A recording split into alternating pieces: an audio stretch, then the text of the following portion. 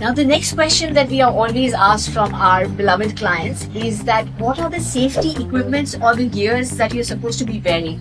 So the RTA here has set up some rules which are fantastic and very essential for people when they are riding these scooters. The most important thing is that what they need to do is before they ride on the scooters, they need to wear safety jackets or probably safety belts, which are sort of like reflectors. So when you're driving in the night, other people can actually notice you, and that is really very safe for you in terms of driving. The second one is wear a safety helmet. This is very important once again, And the use of these accessories can always help you stay protected. And without this, the it will not RTA allow you to ride the scooters.